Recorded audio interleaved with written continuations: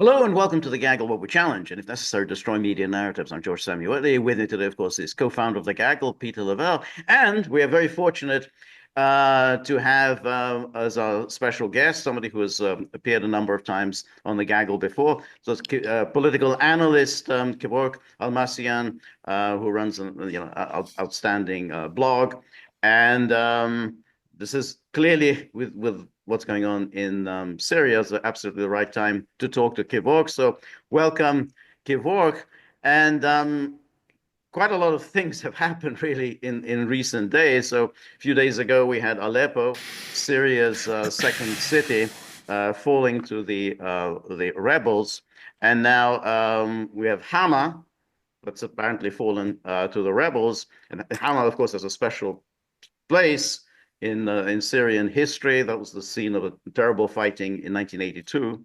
And even during the recent fighting in the years 2012 to 2015, Hama did not fall to the rebels. So Hama's now apparently has fallen. And it seems like the rebels are marching on to Homs. And if, of course, they take Homs, then the situation for the Damascus government becomes very parlous. So I wonder if you could just fill us in, Kevork, as to where we are at the moment, and then we can talk a little bit about the background as to what had happened, and then look to the future. So where are we, Kevork?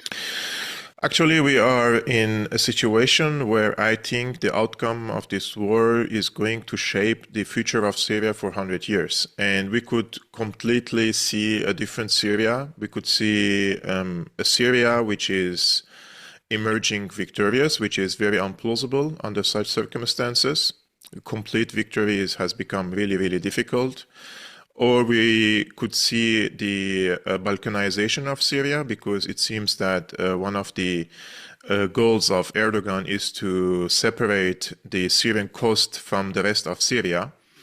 And the pattern of the movement of the militants from Hama to Homs and trying to seal the coast basically from the rest of Syria indicates that they are going to give the option for the people in the coast, where they see that this area has a big Alawite and Christian population, that you have the choice either to have a certain level of autonomy but subjugated under our rule, or they could even open a sectarian war against them. And that is also a plausible scenario. And it seems also from the movement of the militants from Hama to Homs and trying to seal let's say, the borders of the coast, they're also trying to seal the borders with Lebanon. So by sealing the borders with Lebanon means that they are achieving the military goal of Israel and the US, which they wanted to achieve through political means, first with Assad. A few weeks ago, the foreign minister of Jordan was in Damascus, and he delivered an American-Israeli message that they expect from Syria to participate in the ceasefire agreement by encircling Hezbollah and cutting the supply chains of Hezbollah. And if Assad does that, then the Americans will try to open up again to Assad or try to lift some of the sanctions. And Assad rejected it. So they are doing it now with the proxy army on the ground in Syria, trying to cut the supply chains of Hezbollah, which means degrading and weakening Hezbollah in the long run. And this also means that in the context of the Palestine conflict, that the Palestinian cause will be completely gone. It's vanished. It's done. If Syria is gone, Palestine is gone forever. And I'm sure that many pundits aren't being very honest about this case, especially those think tankers who say that this is a liberation of the Syrian people. This is a geopolitical conflict. And we have to be honest with the audience. I mean, if you're honest, this is why I respect Trump, that he says we're there to take the oil.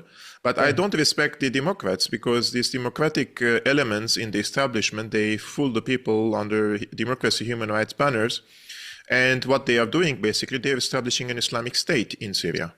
And by establishing an Islamic State in Syria, they also give the justification for Israel to become a Jewish state on the entire Palestinian territory. If the neighbors are Islamic states, why not Israel is a Jewish state? It will be normalized. So from whichever side you see, it seems that there has been a mutual ground between Erdogan and Israel in this case, and they have went into action. My sources in Syria say the three involved powers in this are Turkey, Israel, and France. Those are the three powerful countries involved in this operation now in Syria. Behind them, we have Qatar and the United States. Qatar is funneling the money for these militants because the militants are this is a contract army, basically. This is not like a conscript people go and volunteer. No, their job is to fight, and they have a lavish lifestyle. They have monthly income with Turkish lira, and they have the best gear and the best equipment. Now, people could... Where is all this gear coming from? Turkey, of course. All the gear is from Turkey, but there is more than that. Now, the front lines in Aleppo and Hama crumbled due to multiple factors. One of which was the drone attacks. The drone attacks were not simple drone attacks. Those were GPS guided, very clear, and they targeted senior officers in the Syrian military, which means they have infiltrated the Syrian ranks and they know the locations and they targeted them in the most precise way. And the drones were supplied by the Ukrainian intelligence, and this is even Kiev Post, which is a pro-Ukrainian website, they say that this is the case. Second thing that played an instrumental role was the jamming of the Syrian communication. So one of the reasons why the Syrian army withdrew and retreated from Aleppo, because they lost the communication, just like the Israelis did, tried to do it and sometimes did with Hezbollah in Lebanon. And communication is key for any military to attack, defense, retreat, redeploy, everything basically. In Hama, the military gave an order for retreat, and there were units in northern Hama, they didn't even receive the order because the communication was jammed. And they realized that they were on the front line against the militants, whereas their superiors were retreating. So there has been a big military intelligence and PSYOP operations against the Syrian military, of course, supported by the Qatari outlets. All the Qatari outlets are now in Syria. And they are they're marching with the Al-Qaeda terrorists, basically, and giving them the media cover. And worse still, they have satellite internet, which means somebody is giving them satellite internet. Who is that? Is it Elon Musk? Is it Starlink? Is it what is it? Because the Syrian military, we have friends and colleagues, journalists on the front lines, and if I send them a WhatsApp message, they receive it. If I send it now, they receive it tonight. Like the internet is unstable, it's cut most of the time, but the militants they're doing live streaming basically, and they are posting high quality videos, which indicates that they also have satellite internet. So all these factors. Who's providing that satellite in Qatar? I mean, we don't know who is giving them exactly, but it's possible Starlink is at play because I tried to check in if Starlink works in Syria in the past. And well, I mean, if Al Jazeera is any indication, it seems to me from Qatar. Okay. Yeah. That's very possible. But I mean, this was a few months ago. I wanted to know if Starlink works in Syria for personal purposes. And I started digging into blogs and reading, and I realized that there are many American soldiers in Deir Zor. They use Starlink as an internet. But so if there is a Starlink internet in Deir Zor, it could be possible that Starlink also works now in Hama or in Homs or in Aleppo, and they could turn it on and turn it off if they want to, and the Syrian army doesn't have these capabilities anyways. So there are multiple factors, and I think this is going to require massive participation from the allies, which I don't see signals from the allies. Iran and Russia, I don't see cargoes of militants or weapons are arriving to Syria, basically. It seems that they still believe that they could meet with the Turkish foreign minister tomorrow, I think on Saturday or so in Doha. I don't believe that a deal is now possible with Erdogan. Not because I don't believe in a deal, because Erdogan feels he's emboldened. He occupied Aleppo, he occupied Hama, he is marching to Homs. Why would he negotiate if he's capable of moving to Damascus, God forbidden. And if that is the case, then thousands of soldiers from Iran, Lebanon, or Iraq are not enough. The Syrian, I think people ask this question, and they right to ask, because people are also baffled how the Syrian army crumbled. And I already explained some of the factors, but there is also the human factor. The Syrian army, when they started in 2011, there were many soldiers who gained massive experience during the conflict, and they stayed in the Syrian military for 12 years, around 12 years. But at the end, when the Sochi agreements came in force, Assad started dispatching the old soldiers. I mean, this is Syrian army is based on a conscription. People go to serve the military. So you're not like a contract militant. You're not like the Al-Qaeda fighters receiving monthly salaries and you go there voluntarily. No, you have to serve in the military. So someone fighting for 12 years gained lots of experience, and Assad sent these soldiers all home and brought new, younger generation into the army. These new conscripts, they are not matched to militants who are ideologically driven. They want to die for a cause, whatever the cause is. They have massive support from a NATO country, and they have been training day and night as their job. This is like a full-time job for them to train. So this is the result nowadays, that I think that the Russian participation would be vital, but Russia says if Homs falls, they will evacuate the Russian embassy. What does that mean? Means that they don't believe that Damascus can survive if Homs falls. And that is true, because if Homs falls, means that Syria cannot import first fuel from Iran, from the port, to distribute it to its army. So they cannot even operate their military any longer. Secondly, Homs connects all the governorates of Syria together through different routes. Once they occupy Homs, I say this with a heavy heart, 90% it's going to be that they can go to Damascus. So it's the time now to act if Iran and Russia want to save their interests in Syria. Otherwise, they're going to lose Syria to Turkey. And Turkey, I don't think.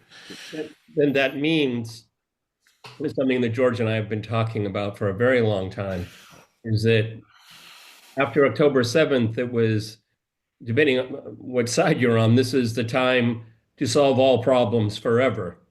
And I was hoping the resistance would do that, but they're not. Do you want my controversial opinion, George? Yeah, what is, I mean, taking on board everything you said, and you're one of the best out there, in my opinion. I've heard a lot of garbage over the last few days from so-called experts, okay? George knows who I mean. The resistance is over. It's done. My controversial opinion is, and I saved it for myself because I didn't want to, it's very difficult, polarizing to speak about what happened on October 7 because people directly say Kevork is a Zionist and Kevork is this and that. And I supported the Palestinian cause since I opened my eyes to politics. Right, and when I used to go to the pro-Palestine demonstrations, all this Gen Z and Gen I don't know what, they weren't even born. So I was all in for the Palestine cause. But what happened on October 7, it doesn't underestimate what happened and the planning, but I believe it was let it happen event. The Israelis knew that it is going to happen and they let it happen and they enacted the Hannibal Directive to kill as many Israelis as possible. This was the opportunity for them to present it as the 9/11 of Israel.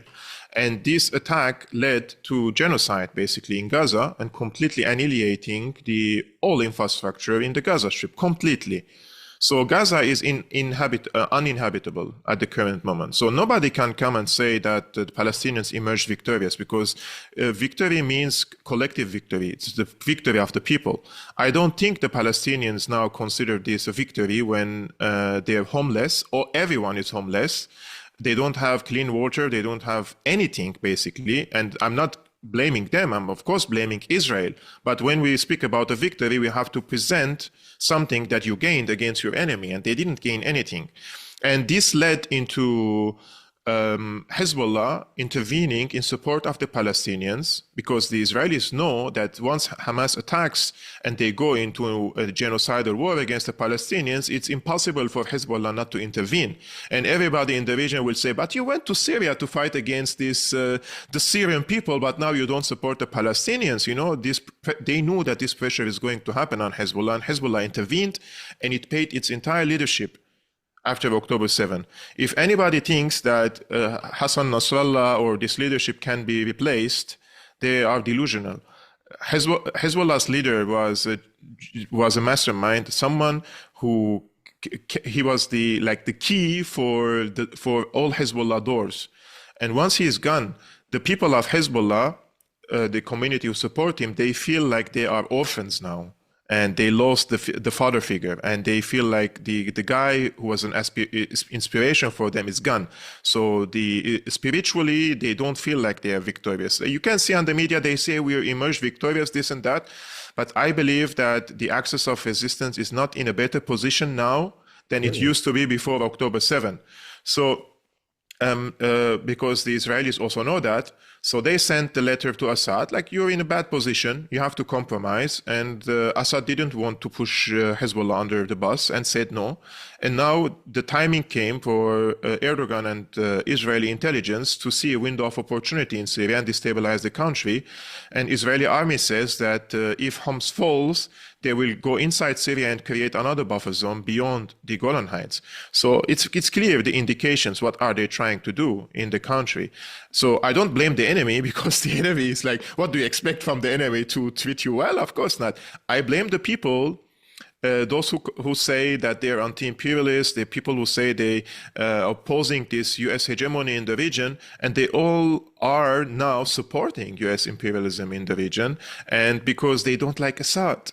They put this lens of American neoliberal lens. It's like Assad bad, rebels good. Putin bad, Zelensky good. This very simplistic, stupid lens that they put on the region, and dividing the countries between democracies and tyrannies. Like Jolani is now the Democrat, like the CNN sits with him, and he is the pro-diversity guy. And next year he is the pro-LGBT community guy, like the amount of PR they are doing, it's quite clear who is behind it. Those are the Democrats doing this. This is the Democratic wing of the establishment whitewashing these Al-Qaeda fanatics. They are the ones who started this war in Syria. And once now they're trying to, because they will leave eventually in a few weeks, they're ending the job before Trump comes to power, because Trump said he will withdraw from Syria. What are you doing? Are you going to withdraw from Syria? We are in Syria because we want to stop the reconstruction, because we want to strangle the economy so that this situation starts. You can't withdraw from Syria. So we have to finish the job now before Trump comes to power, because we cannot allow withdrawal of forces and allow Assad to recover. Once he recovers, Hezbollah also will recover. And if Hezbollah recovers, the axis of resistance will continue. They are determined to end the axis of resistance. Therefore, it's time now for them to act in Syria in a bold way. Something that probably shocked many people. It didn't shock me at all. I predicted it 2 months ago. And I said it many, many times. It's going to happen. This is going to happen. And I don't know how the decision makers in Damascus didn't see this coming. Like, it was so clear the amount of pressure they put on Damascus about this ceasefire agreement and cutting the supply chains. What did you expect them to do if you say no? Like, say, okay, he said no. No, they will act. Can Damascus recover from this? Because in toto, what you've said here, Syria as we knew it is gone. And it's not going to come back anytime soon, if ever. I think the worst case scenario is already happening at the current moment in Syria. And I'm saying this with a heavy heart. You know that I wish that every inch of Syria would be liberated, and I believed in this cause. And now that I see the new realities, it seems that the only hope Syria has at the current moment is to keep the borders intact in Homs. If Homs is gone, then we expect bigger crumbling in Syria. And this is happening on the popular level before the political level, because the people are demoralized now.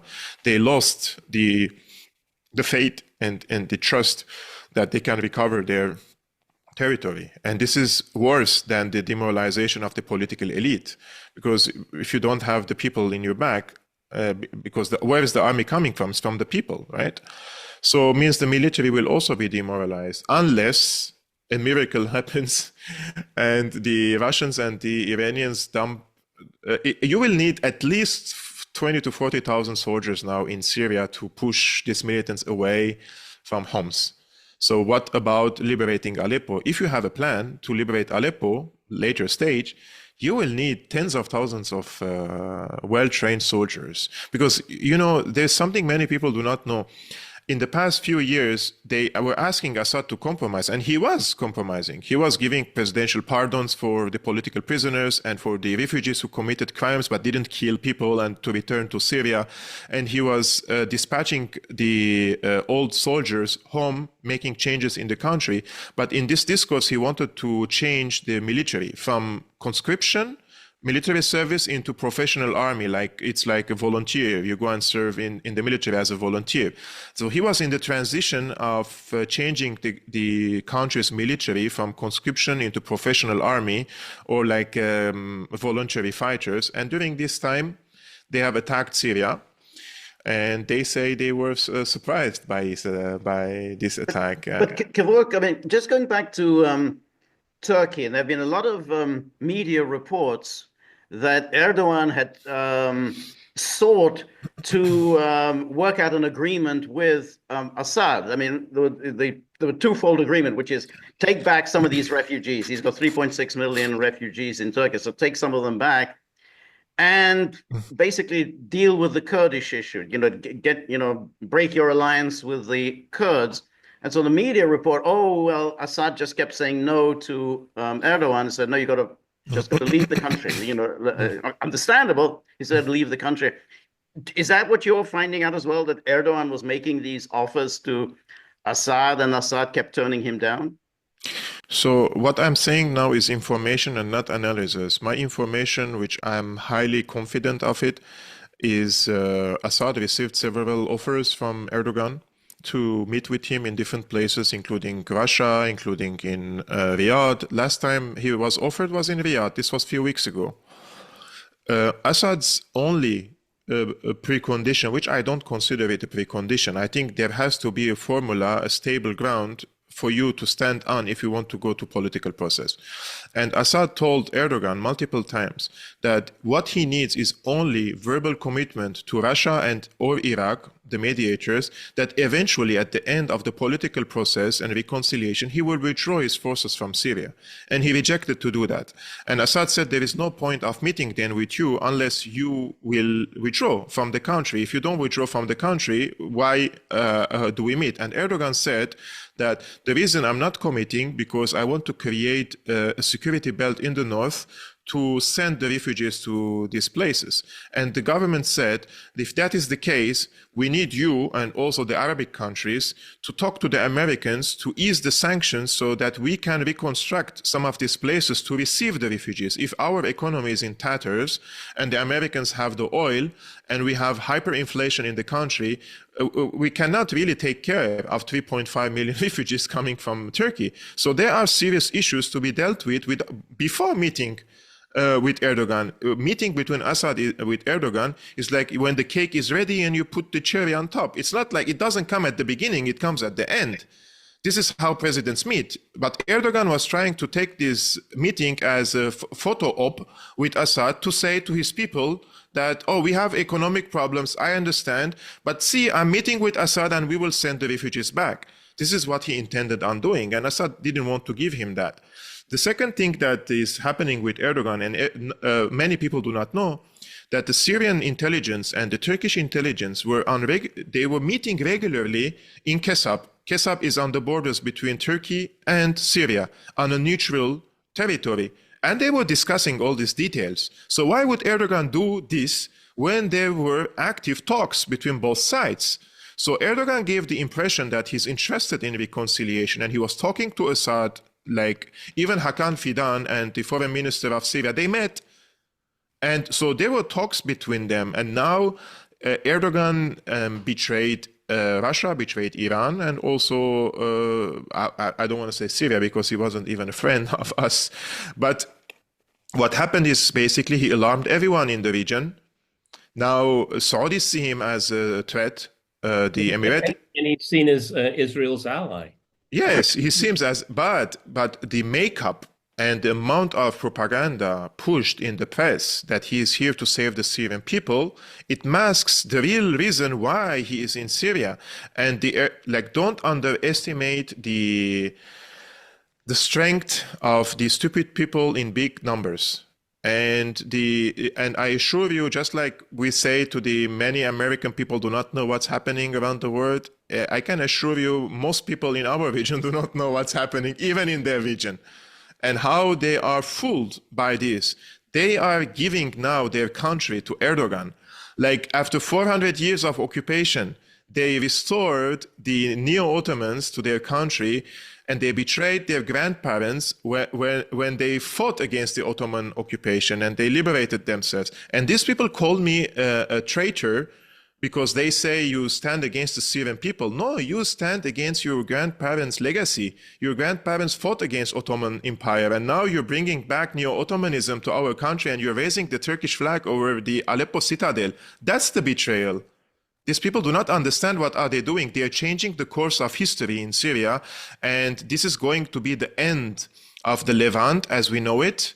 Syria will become another Hatay province, like it was Turkified before. Syria is going to be like that. And worse still, you are not going to see Levantine Christianity any longer. And that is important because Christianity comes from the Levant. And I started to believe in the conspiracy theory that the decision makers in the US and Israel, they hate the Christians so much that they want to destroy the birthplace of Jesus Christ and destroy the true teachings of Christianity and replace it with Zionist Christianity. And once these HDS people occupy Syria, the Americans will come and say, we're good-hearted and we will open for you a refugee status like they did in Canada. And this is something many people do not know. When Aleppo was occupied and most of the Armenians and Christians fled the city to Beirut, the Canadian NGO, of course with ties with the Canadian government, they opened resettlement policy only for the Christians of Syria. And tens of thousands of Christians of Syria, you apply, and 3 months you go to Canada and you become a resident of Canada, not even a refugee status. This was a soft ethnic cleansing of the Christians of Syria, and they will do it again now and tell us like, we are the savior, we destroyed your country and now we open refugee positions for you and you come to our countries. This is how they will empty the Christians and the other minorities from the region, just like they did in Iraq. This is not some miscalculation that they say, oops, it was a mistake. This is calculated. If you repeat the same mistake twice, it means it is deliberate and it's not some sort of a miscalculation. Are you going as far to say that Turkey will annex some of these areas? Yes, I 100% believe that at least Turkey will annex Aleppo, Azaz, Afrin, and Aleppo. And for that, they will turn a blind eye to Israel expanding its presence beyond the Golan, going further towards Damascus. That's exactly what the Israelis saying will do, that they will create a new buffer zone. And rest assured, if we put the map of control in front of us, why the Americans occupy the Al Tanf border crossing? They control the Al Tanf border crossing for two reasons. One, they want to cut the Syrian routes with Iraq and Iran, so the Syrians had to open an alternative route in Bou Kamal. But that's very exposed and they keep bombing them. And second, they were giving the intelligence and the logistical support for the day, when the day comes of the Israeli incursion into Syria, to seal the borders. The Americans will move to the southwest, and the American forces will assist the Israelis to conquer at least Sweda, where the Jews live, and they will say they are brothers with the Golan Heights Druze, and they will just merge them into society. There's going to be another occupation of Syria in the south, and they will swallow the Druze into the Israeli society. I'm highly confident that this is the plan, and we've been warning about it for a long time. People called us just paranoid paranoid, conspiracy theorists. But it's clear. You just need to put the map in front of you and understand why Americans are here, but not there. Like, it's like, of course, there is a reason why they are stationed there. And people will keep telling you, no, the Americans are in 10th border crossing to protect the refugees. You know, they think we're stupid somehow that they are harboring the refugees and giving them protection from Assad. Yeah.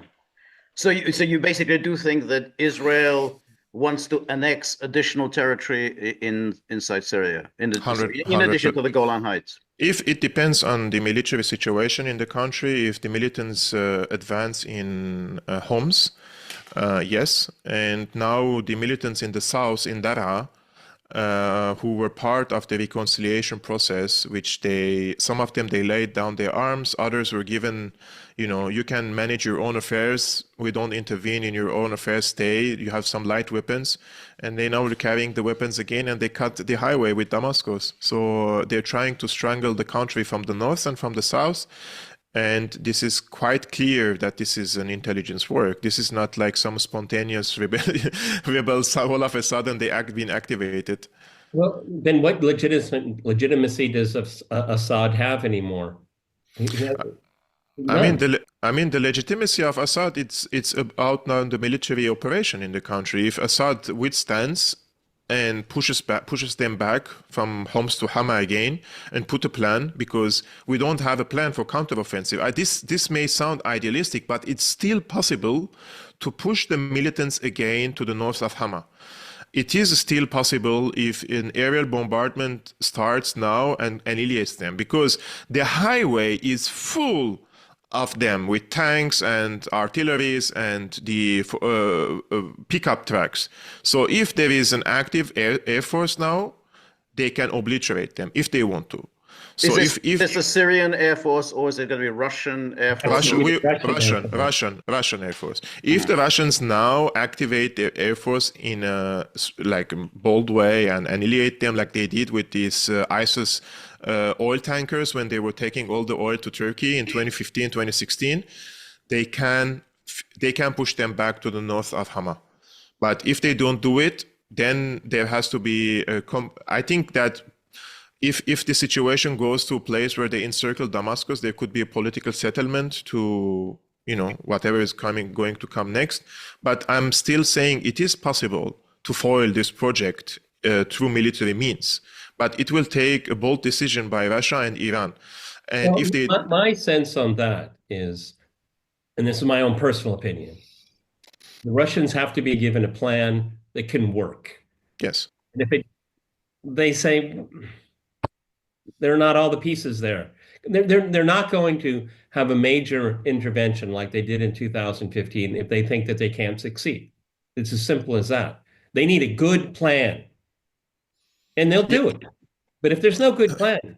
Yes, but if they don't do it, George, they will lose their presence in Syria. There is no way these militants are going to allow the Russian forces to operate freely in the country. And for Russia, this is vital interest to have an access to the Mediterranean, and also the access between the Mediterranean and the Black Sea, in addition to the Qatari gas pipeline that they want to extend through Turkey to Europe.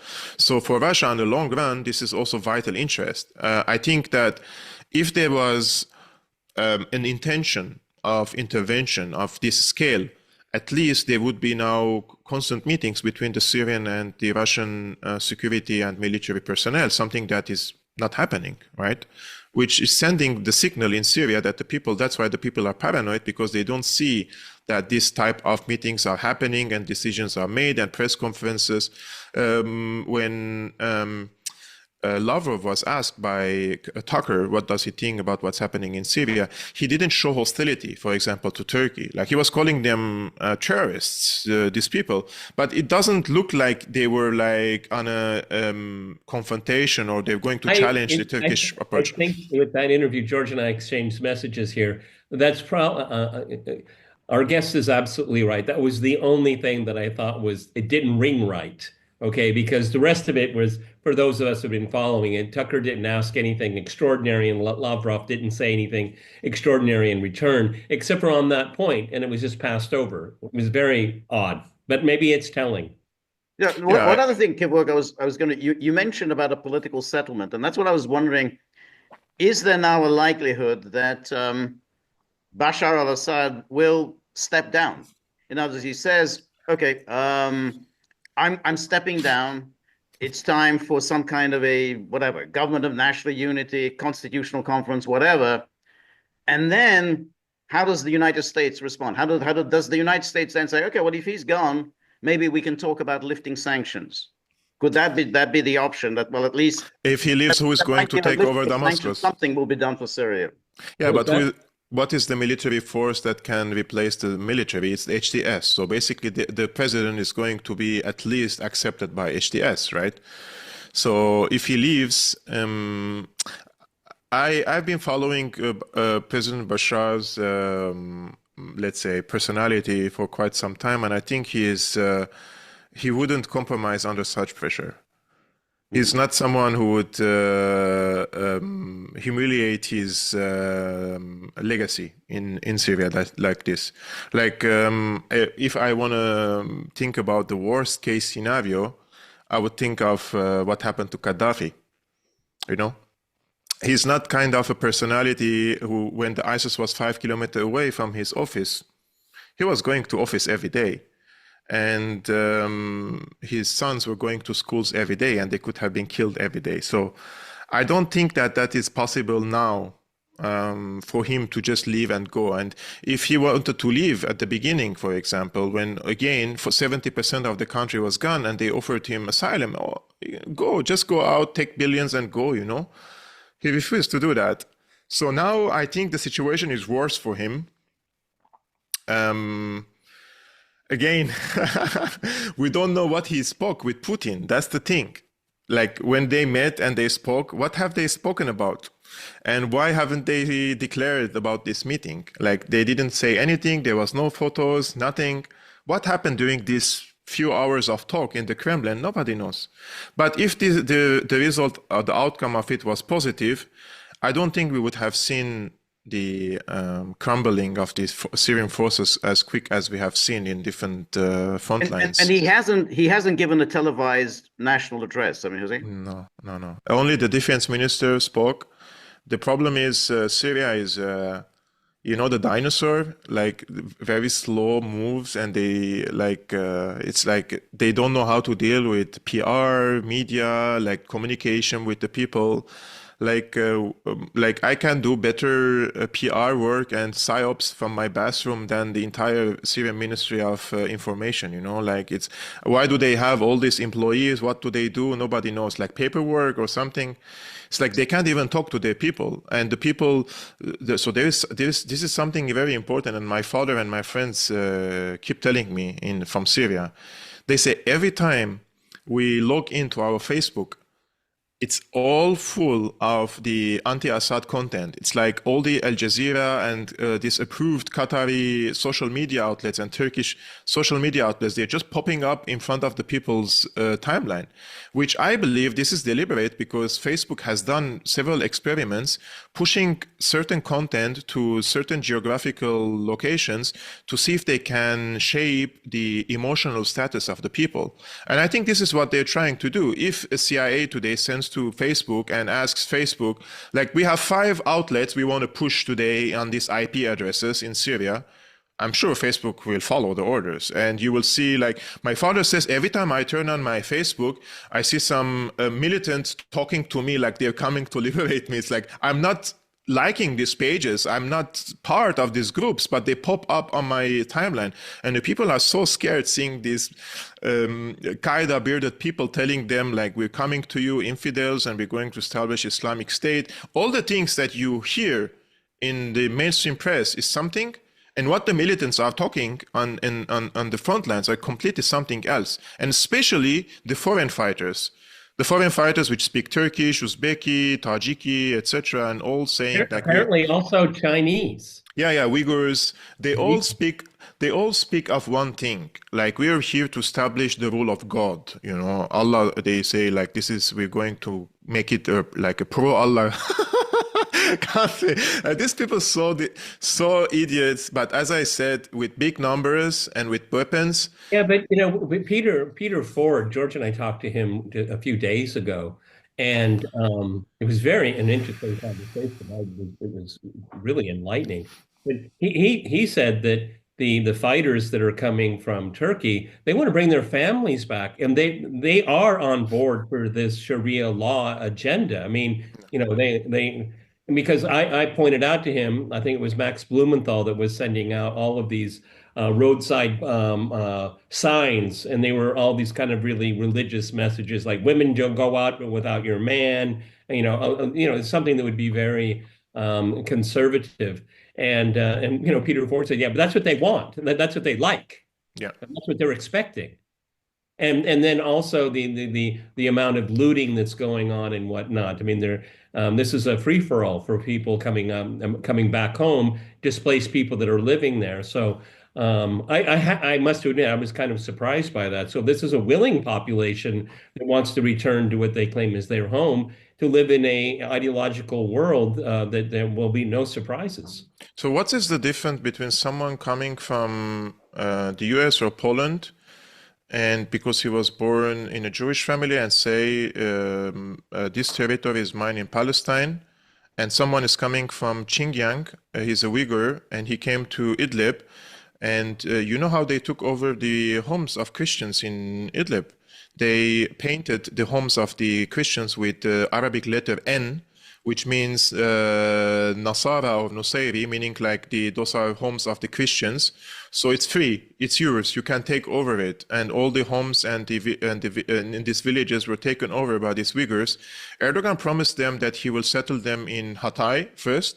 And once they arrived, he pushed them to Idlib, and they established training camps for them. Basically, a 7-year-old Uyghur boy, he goes to the training camp, and they turn into the fierce fighters that we see today. And this is all intelligence work. This is not some spontaneous thing. And copying the example of Afghanistan in Syria, it's going to have huge repercussions on Europe. This is a Mediterranean shore country. And Syria, under this Tora Bora rule, it is going to have a border with Europe, which means because these borders are going to be open with Turkey.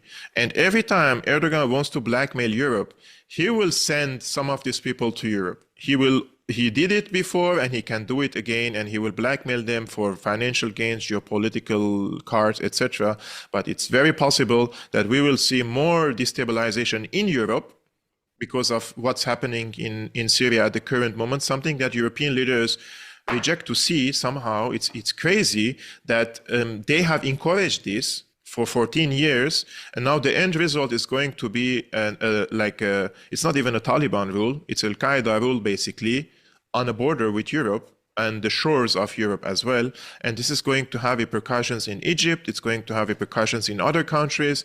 So if they want to deal with a Frankenstein, an ISIS Frankenstein, with their Sultan Erdogan having borders with Europe, I think the future looks really bleak.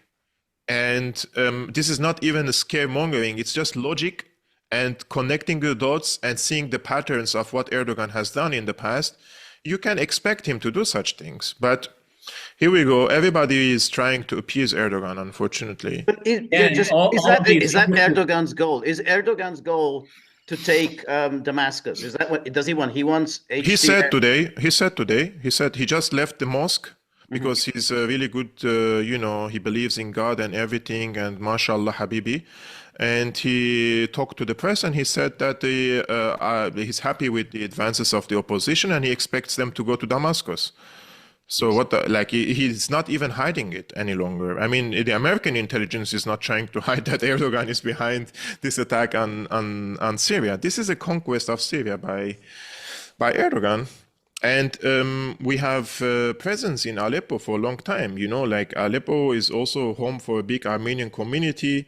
And my grandparents, when they escaped the Armenian genocide, they settled in Aleppo. And now this is the second time he's coming after, like the same ideology is coming after us, This is going to be the end of also Christianity in Syria. I'm speaking to my friends and beloved ones in Aleppo. Everybody is telling me just one thing. Like, if you can just anyone, just open humanitarian corridors. We want to leave. Khalas, like we don't want to stay in Aleppo any longer. We don't care about our apartments. We don't care about our shops and businesses. We just want to leave. And leave. Go anywhere around the world, just not here. We don't want to stay here. Everybody says the same thing to me. But the likes of who was this Charles Lister and all these bullshit pundits in Washington, D.C. who will not live under this Al-Qaeda rule, they're assuring me from Washington, D.C. that no, they're liberating us. They're liberating us from the Assad tyranny. This is how they portray it. Yeah. But and all of the outcomes that you were just describing, of course, there'll be no refugees going to Israel. I mean, it'll go everywhere else. Yeah. It's so amazing, you see all of the amazing chaos. I mean, things that we even a week ago or 2 weeks ago wouldn't have thought about it. But Israel's just, sitting pretty there. All the chaos around us. Diversity is our strength in Al-Qaeda held areas and also in Europe and in the United States. But diversity is our weakness in Israel. They don't like diversity there. But in terms of how this plays out now, I mean, what you were saying earlier was that if they take Homs, then that's pretty much done. Damascus really has very little chance of survival. They will not have. The follow-up is that, well, what does Assad do at that stage? If there's no hope for survival, what does he do? Well, you're asking me a $1 million question, my friend. That's why I'm checking now the map of control over Syria. It's still, thankfully, they are not inside Homs. And what can he do? I mean, I don't want to be in his shoes and take this decision because this decision he's going to make, it's going to impact Syria for the next 100 years. And well, maybe there won't be a Syria. We'll just have a yeah. We'll have a new Ottoman Empire. Yeah. Yes, I think so. But this will have its repercussions also on Central Asia. I mean, Erdogan's aspirations goes beyond this. It's in the Caucasus. It's in Central Asia. You have the Turkic tribes in Crimea. This is going to embolden him. Nobody has an interest in giving him this sultan status in the region. He always had that megalomaniac attitude all the time, and everybody tried to contain him, like instead of gaining him as an enemy, try to deal with him, contain him, try to help him because he's unpredictable for NATO and for us, and that's also he also creates some chaos in NATO as well. But when you combine ideology and you have enough people believing in you in the Arabic world, and I'm sure that many people who follow the Arabic press and follow the Arabic pollings, and people see Erdogan as a liberator, see him as the Sultan, something they call him the lion of the Sunnis, This is how he is portrayed. And remember when Hamas betrayed Syria in 2011, and they decided to side with Qatar and Turkey, they had his picture in Gaza, calling him the liberator of Palestine. This is how people think Erdogan is about. And this is in order to sell the image, you have to be a populist, you have to have an attractive ideology, plus the religion. So he knows how to play on these contradictions. And an army.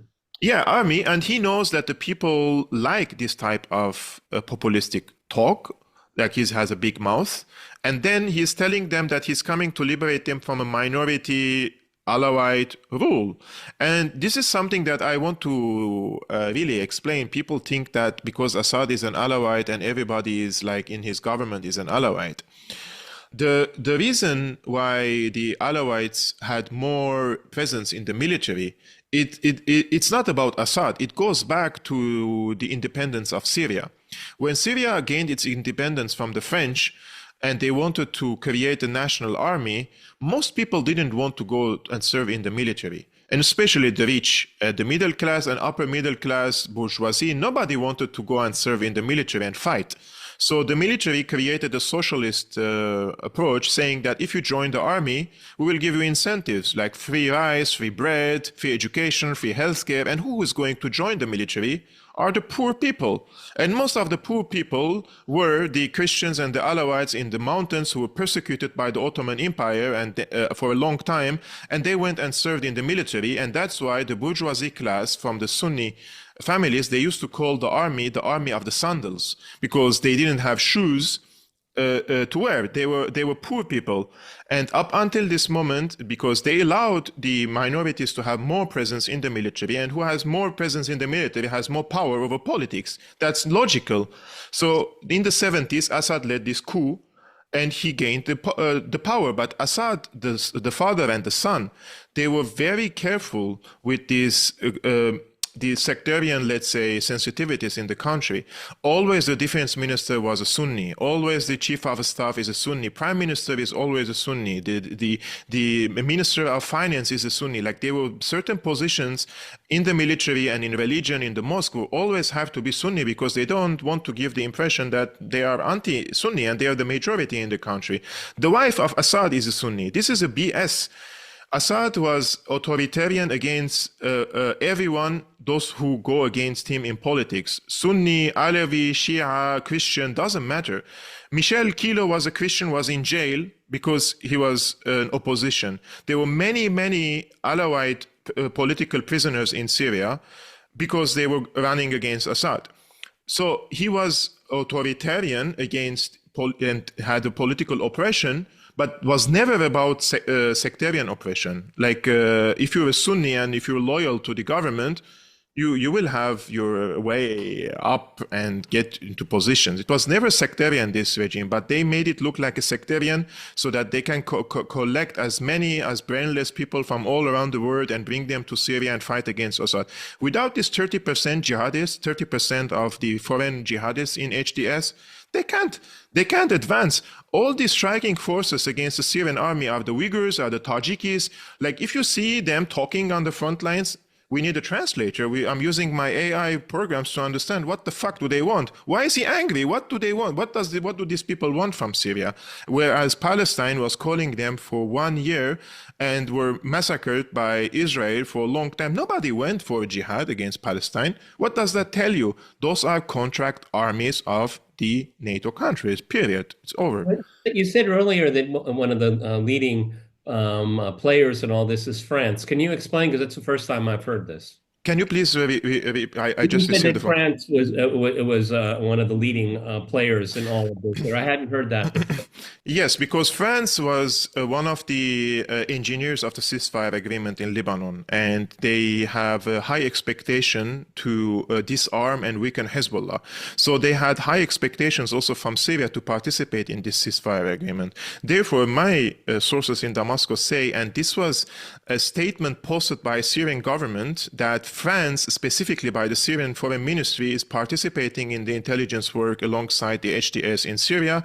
And other sources in Damascus say that France has been fed up with Damascus, and they wanted to unleash this terrorist army in collaboration with Erdogan in order to impose a military siege on Lebanon, cut the supply chains, degrade, weaken Hezbollah in order to finish on Hezbollah. So if Syria falls, next is going to be Lebanon. They will send these terrorists to Lebanon. They will force Hezbollah to fight an internal war against these HDS people, and they will call it a civil war, just like they did in the 80s back then, and called it a civil war, like they call it civil war in Syria. And yeah, this is the from whichever side I see, like, I don't see a positive outcome, you know. Like, but this has also been something like that has been reported in the New York Times. You probably saw that the Americans and the I guess it was the United Arab Emirates had been applying pressure for some time on Syria to cut itself off from Iran. Basically, for that very same reason. Well, if you cut yourself off from Iran, then essentially Hezbollah is finished. Is that also the case, that there has been this steady pressure that's been applied against Syria from the United States? Emirates didn't pressure, but they were persuading Assad. So they were reintroducing him to the Arab world. They're the ones who convinced Saudi Arabia to readmit Assad to the Arab League. and they allowed Syria basically to deal with third-party companies for reconstruction through Emirati companies. So Emirate helped Syria in certain places of reconstruction in Damascus, and also reintroduced Syria. And they were promising Syria that if Trump comes, they're friends with Trump and they will convince him to lift some of the sanctions, but he has to degrade the influence of Iran in Syria. And basically what Assad did, he took steps in this direction. So in Western Aleppo, where the occupation happened, first of these militants, those were basically protected by Iranian affiliated forces. And a few months ago, Assad gave the orders for these Iranian affiliated forces to withdraw from Western Aleppo. So Assad took the decisions, Assad took the steps toward this reconciliation with the Arabs, with the Turks, with the US. He took these steps, but then they used this against him. The agreements of Astana were seen as the Minsk agreements, a time to regroup, rearm, and re-prepare for this regime change. And they outsmarted in politics. You have to be very expect the worst case scenario. I think the situation in the country before this was like, oh, we emerged victorious, let's reconstruct the country and celebrations, and let's blow up some balloons and some fireworks every week and concerts and this and that. And people got the impression that we've done, like everybody is living a normal life again. And there was no war conditions in the country, like the people didn't feel like we still have war to carry out. And all of a sudden, when it happened, everybody was in shock. What is happening? But the other side was preparing for the war, and we were not. Syria was not preparing for this day. If they had done that, this was not going to be the case. Impossible for this to happen unless if Syria was preparing for this day. I'm sure they didn't, because they believed that it's over and the next steps are political. So we reconcile with Saudi Arabia and UAE. If you reconcile with them, why not with Turkey? It will happen, right? Eventually. So they believed in the political process, dispatched the soldiers home. Assad sent most of the soldiers home, basically. The old soldiers, and they used this to bring him a little bit to this side, and then. But how come then didn't Russia know about this? Didn't Iran know about this? Why was Assad? Why George, if I answer to you this question, there will no friend left for me in Russia as well. Like if I saw it from my bathroom, are you telling me that the Russians didn't see it coming? And then there was like a 40-kilometer buffer zone between the first front line and the militants, and they were like attacking like this in the historical movies with swords, like running like monkeys, against the Syrian. Are you telling me that the Russian Air Force couldn't obliterate them? Yes, they were able, but maybe there were no decision by Syria, or there were no requests. We don't know, but for sure, 100% they detected their movements. I mean, they moved tanks, artillery for 40 kilometers. Are you telling me they didn't see it? And they were running on a highway. Until this moment, they're on a highway. If they want, they can destroy their entire convoy now. Right. That's right. The other thing you said about how Syria had been distancing itself from Iran, is that something Iran was annoyed about? Did Iran make its displeasure felt to Syria, that somehow Syria is now, just to curry favor with the UAE, it's now distancing itself from Iran? The only concern that Iran had was to keep the supply chains to Hezbollah. As long as the supply chains to Hezbollah exist, they don't have aspirations in Aleppo. It doesn't serve them in Aleppo. So their main concern was to keep the axis of resistance intact, keep the supply chains to Hezbollah, and Assad kept it. And that explains why Israelis were bombing almost daily Syrian army positions and convoys and the supply chains. They were detecting and trying to destroy. So Syria kept it. But in Aleppo, because Aleppo is a majority Sunni governorate, and Assad doesn't want to create any Shia-Sunni sensitivity again, he asked the Iranians also to withdraw in the process of this reconciliation with the Arabic countries, and the Iranians didn't bother.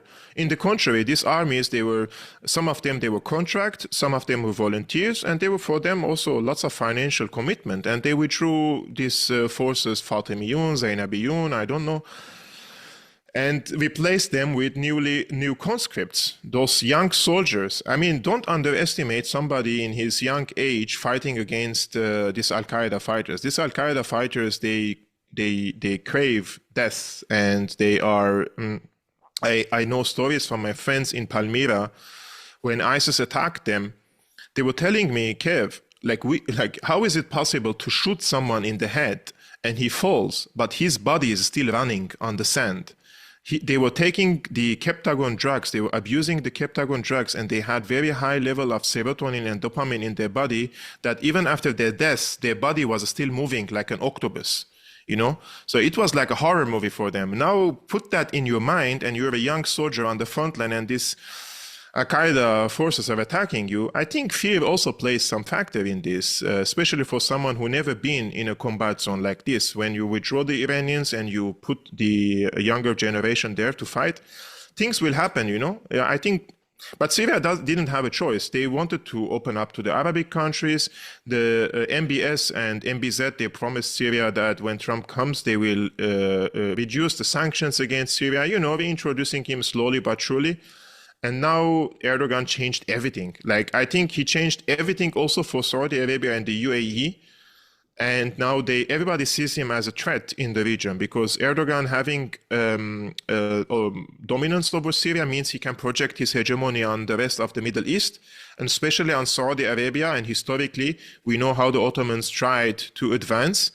And I think this is going to be probably another chapter of a Saddam Hussein era, when Saddam and the Iranians fought for 8 years.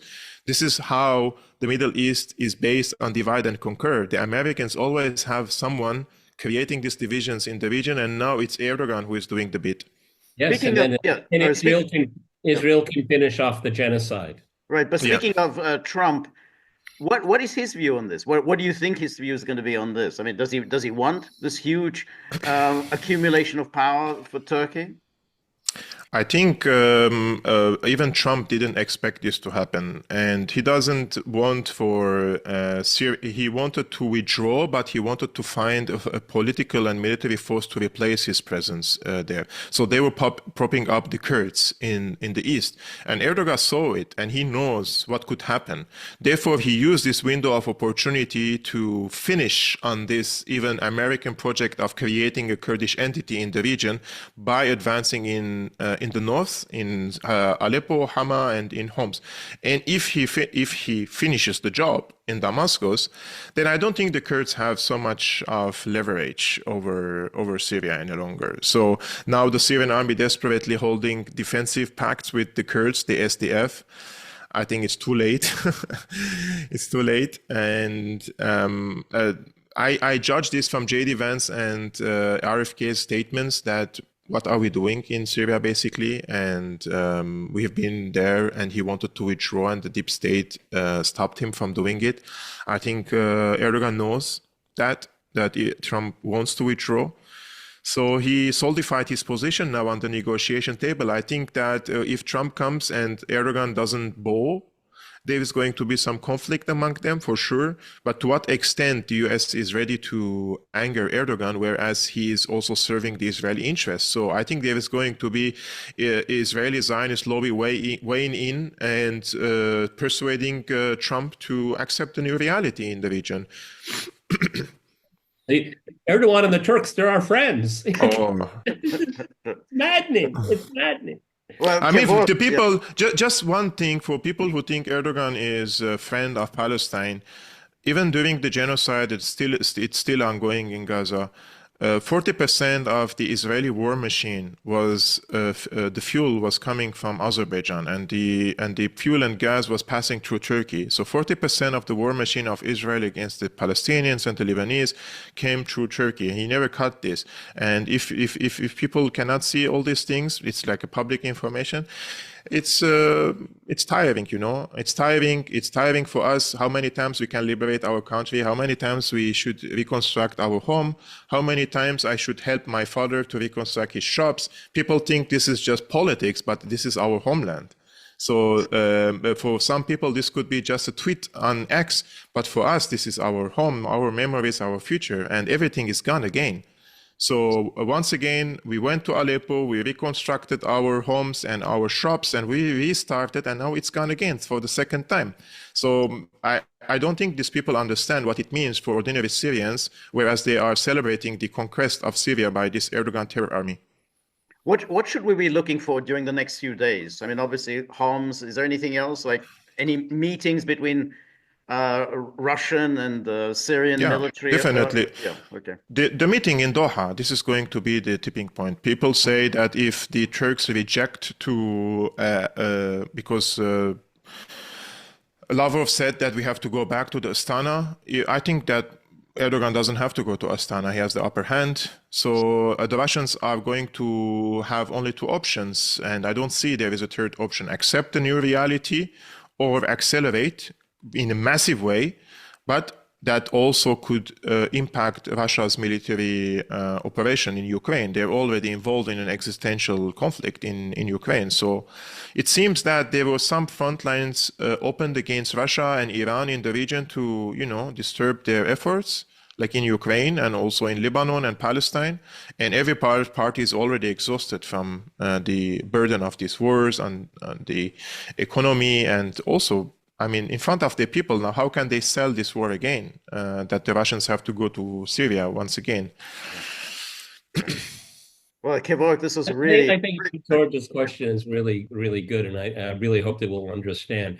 It's not the lack of resources, it's not exhaustion, and those are not the operative things when it comes to Russia. Like I said, they want a plan that can work, okay? Because they do have interest there. I agree with you 100%.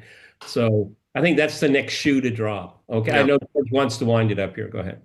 No, I think that's very fine. Okay, Kevork, this is a really fascinating, insightful, discussion. I haven't heard anything anywhere as salient and as informative as what you've just. Thank you so much. I really appreciate it. Really, really, we've learned a great deal, and I know Gagglers will be extremely appreciative for this. Thank you so much. Thank you so much, Kevork. We'll see you soon.